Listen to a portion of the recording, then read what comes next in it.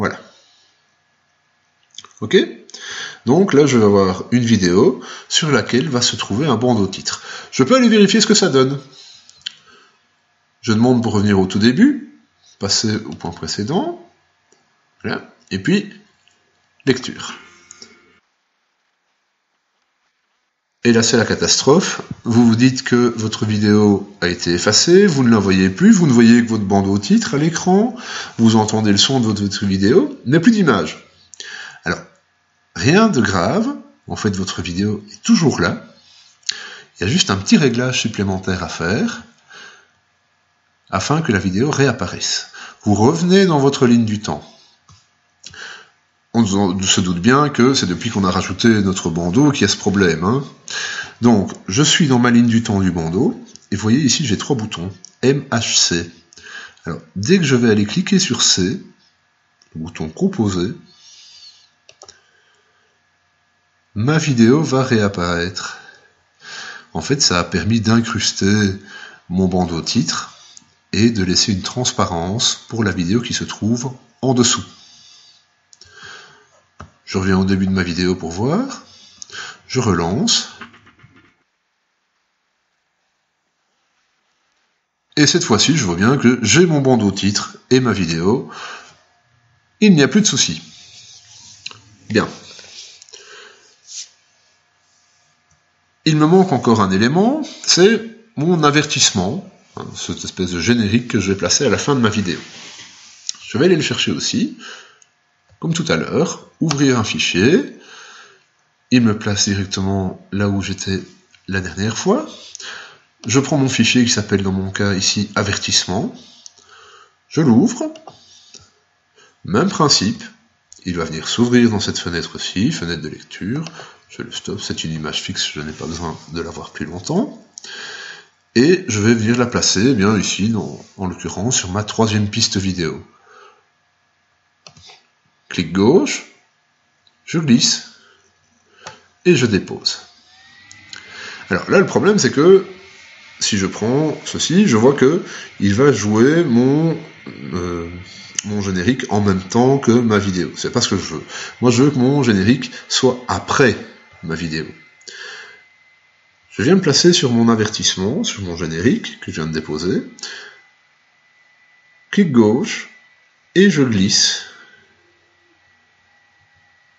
Voilà, et je viens le glisser après ma vidéo. Ma vidéo va s'arrêter là, et ensuite il lira mon avertissement.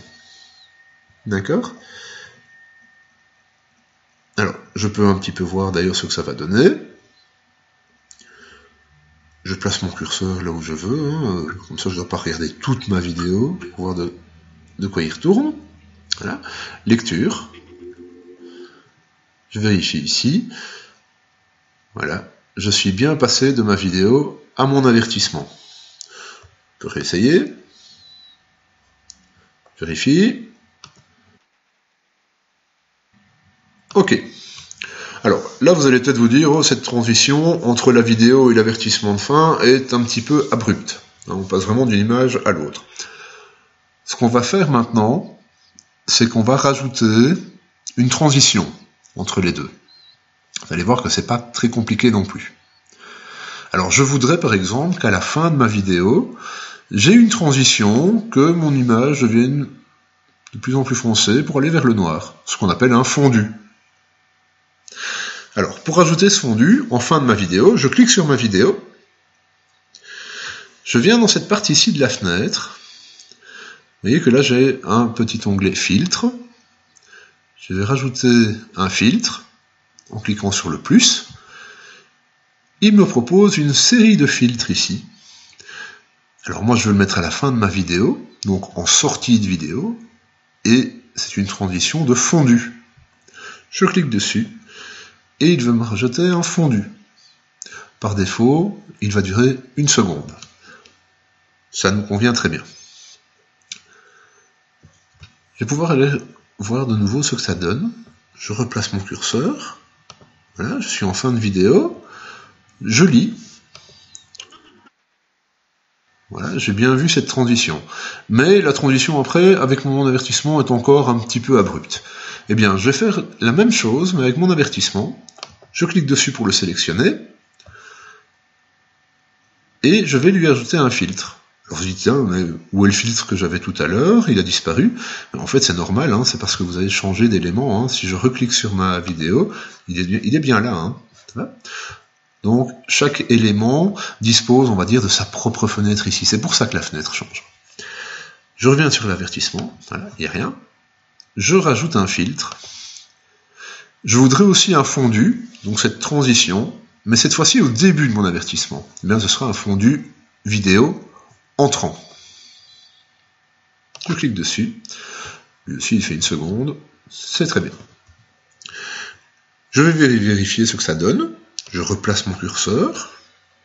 Hein, et je relance la lecture. Voilà, j'ai une transition qui, à présent, est beaucoup plus douce entre ma vidéo et mon avertissement de fin. Bien. À ce stade-ci, nous avons tous les éléments de notre vidéo, la vidéo en elle-même, le bandeau titre, l'avertissement, les fondus que nous avons ajoutés. Bien. Alors, imaginons que vous deviez, je sais pas moi, sortir le chat, aller faire les courses, et que vous pensez reprendre votre travail plus tard. Et bien, dans ce cas-là, enregistrez votre travail, évidemment. Barre d'outils, enregistrer. Alors, je vais aller le mettre dans mes documents. Document de travail. Hein. Pardon. Voilà, alors vous voyez ici .mlt. Ce .mlt, je le laisse. Et je vais appeler mon projet.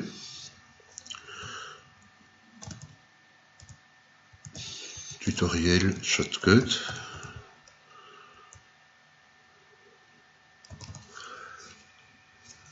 Voilà. Enregistrer. Alors, ceci n'a pas créé votre vidéo.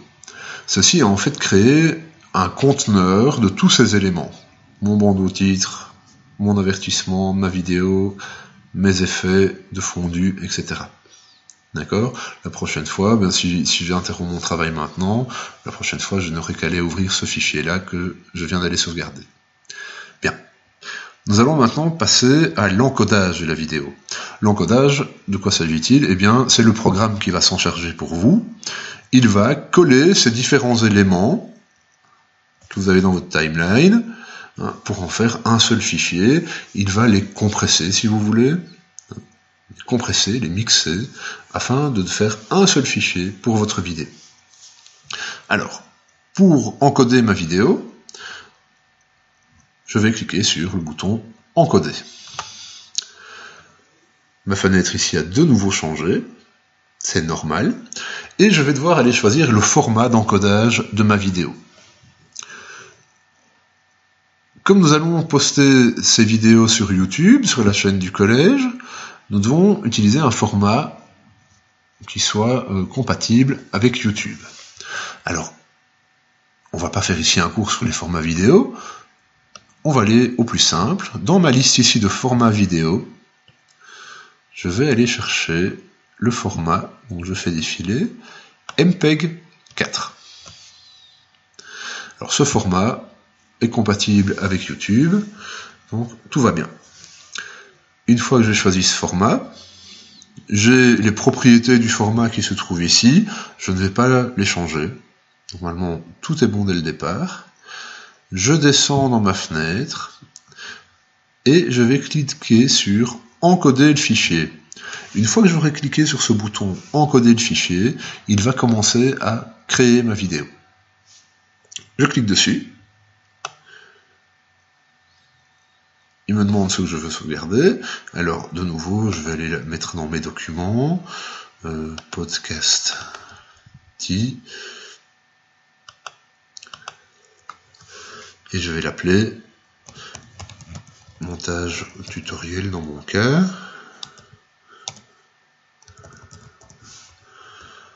Voilà. Et je clique sur le bouton enregistrer. Alors, votre vidéo, elle n'est pas créée aussitôt que vous avez cliqué sur le bouton enregistrer. Vous voyez, maintenant, vous avez ici une fenêtre supplémentaire qui s'est ouverte avec des pourcents qui défilent. En fait, votre ordinateur est en train d'encoder votre vidéo. Le temps d'encodage va dépendre de la complexité de votre vidéo, de sa durée et de la puissance de votre ordinateur. Alors, si je vois que ça progresse, on a le temps d'aller prendre un café, à moins que je ne pratique une distorsion de l'espace.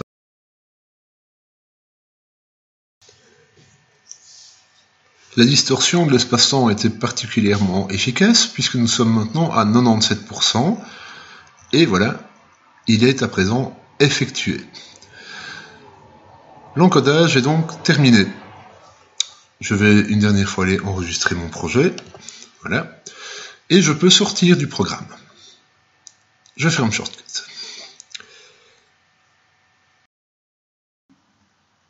J'ai donc sauvegardé mon montage vidéo, dont le fichier MP4 que nous venons de créer. Je vais aller le vérifier, voir que tout s'est bien passé. Donc, j'ouvre mon explorateur de fichiers. J'avais été classer ça dans mes documents, podcast, voilà. Alors, montage, tutoriel, il est là. Je double-clique pour l'ouvrir.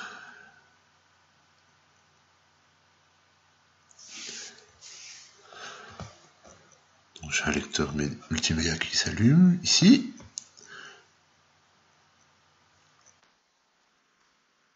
J'ai ma vidéo avec du son, avec mon bandeau titre. Rendre à la fin pour voir.